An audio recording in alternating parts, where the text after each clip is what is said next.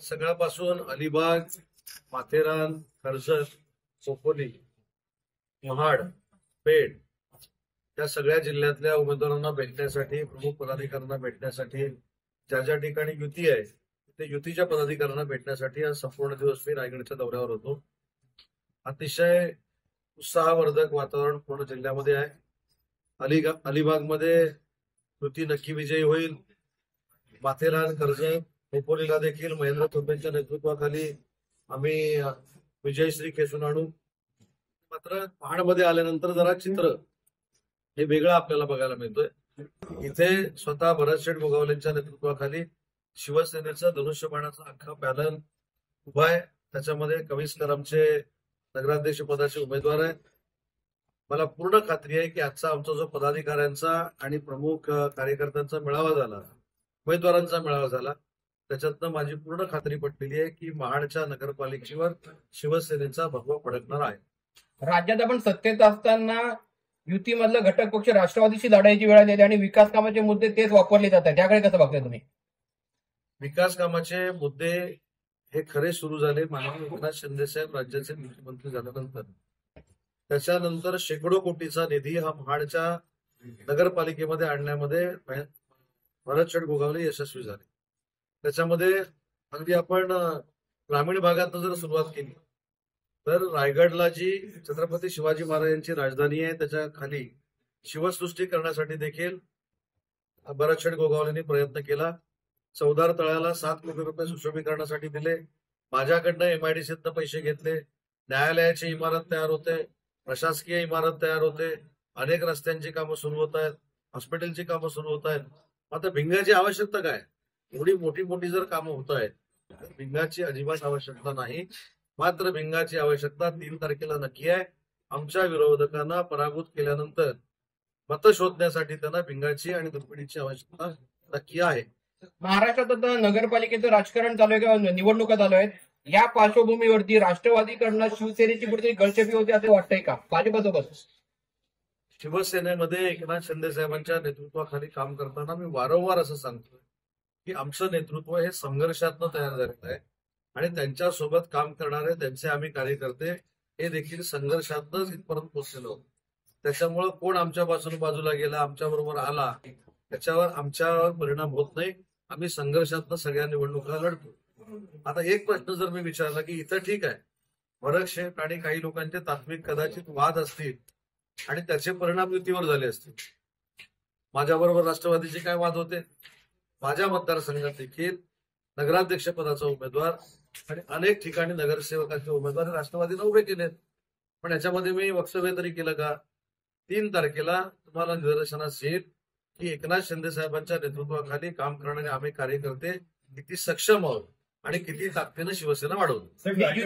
युतीमध्ये शेवटी आलेला राष्ट्रवादी कुठेतरी शिवसेना जड होताना दिसतंय का आपल्याला? आम्ही सांगितलं ना, आम्ही कोण हलका आहे आणि कोण जड आहे याचा विचारच करत नाही. आम्ही जो पराक्रम माननीय एकनाथ शिंदे साहेबांच्या नेतृत्वाखाली केला, बरोबर आहे की नाही, तर त्याच्या पुढचा प्रवास तुम्ही बघा कोण कधी आलं. त्याच्यामुळे खरं धाडस, अंधारात उडी मारण्याचं धाडस हे माननीय एकनाथ शिंदे साहेबांनी देवेंद्रजींच्या साथीनं केलं. म्हणूनच हे बाकी सगळे सरकारमध्ये येऊ शकले हे निर्विवाद सत्य आहे.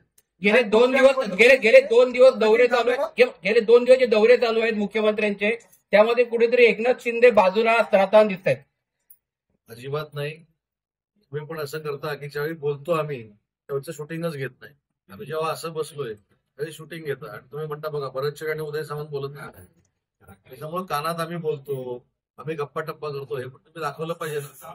तेवढंच तुम्ही दाखवत नाही. साहेब, आपण आता स्थानिक स्वराज्य संस्थांची फर्स्ट फेज चालू आहे. येणाऱ्या जिल्हा परिषदांमध्ये ही युती आता होऊ शकली नाही, याकरता आपण काय प्रयत्न करणार आहोत? नक्की प्रयत्न करणार. महायुतीनंच आम्ही सगळे लढलो पाहिजे ही माननीय एकनाथ शिंदे साहेबांची पहिल्या दिवसापासूनची भूमिका आहे. परंतु काही ठिकाणी अडचणी निर्माण झाल्या असतील.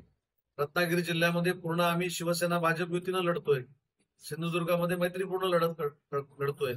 या रायगड जिल्ह्यामध्ये 7 ठिकाणी आपण युती करून लढतोय. 2 ठिकाणी आपण वेगळं लढतोय. त्याच्यामुळे जिथं जिथं आमची ताकद आहे ती ताकद आम्ही महायुतीला देण्याचा प्रयत्न केलाय आणि जिथे स्वबळावर आम्ही लढतोय तिथं आमचा विजय निश्चित आहे. मंत्री महोदय अंबादास दानवेंनी वक्तव्य केलंय, आताच्या घडीला शिंदे यांचे कित्येक मंत्री ऐकत नाहीत, त्यांना फडणवीस ऑपरेटिंग करत आहेत. उदय सामंत त्यांची लीड करत आहेत. आज नाही तर उद्या हे लोक भाजपमध्ये त्याचं जाणार. वाचू नका, मी सांगतो. हे काय आजची टेप नाही. निवडणूक आली की टेप वाजायला सुरू. माझ्या मर्यादा मला माहिती आहेत. हे मी अनेक वेळा सांगितलेलं आहे. मी असेल, भरत शेठ गोगावले असतील, आम्ही निस्सीम प्रेम माननीय एकनाथ शिंदे साहेबांवर करतो. त्याच्यामुळे असली दगाबाजी आमच्याकडनं कोणाकडनं होणार नाही. पण जे माझ्यावर टीका करतायत ते माननीय एकनाथ शिंदे साहेबांना त्या पक्षामध्ये नाराज होऊन किती वेळा भेटले हे देखील त्यांना जाहीर करतो. साहेब, रायगड जिल्हा पालकमंत्री पदाचा तिढा कधी संपणार काय वाटतं? आता आचारसंहितेत तरी संपणार नाही. नाही अतिशय नाही, पण किती संपू शकतात? नाही तर आचारसंहिता जानेवारी परत असेल. जानेवारी नंतरच बोलली जातं याच्यावर. उमेदवारांशी संवाद साधला काय कान मंत्र दिला?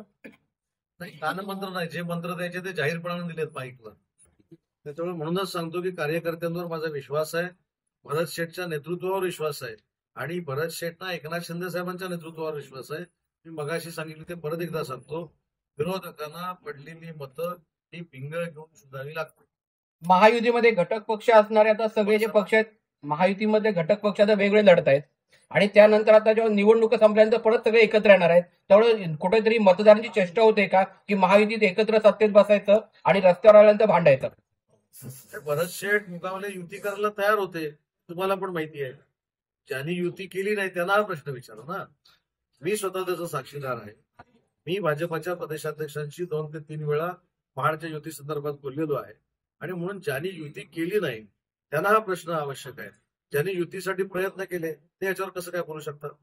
नाही, भविष्यात जे माणसं निवडून येणार आहेत, नगरसेवक निवडून येणार आहेत, त्यांना आपण महायुतीतलेच म्हणणार ना, त्यावेळी काय वाटतं? अरे महायुतीचे म्हणायचे, शिवसेनेचे म्हणायचे, काय म्हणायचे आपण 3 तारखेनंतर ठेवू. पण ज्यांनी युती केली नाही त्यांना प्रश्न विचारतील मतदार, भरत शेठना विचारणार नाही. ओके.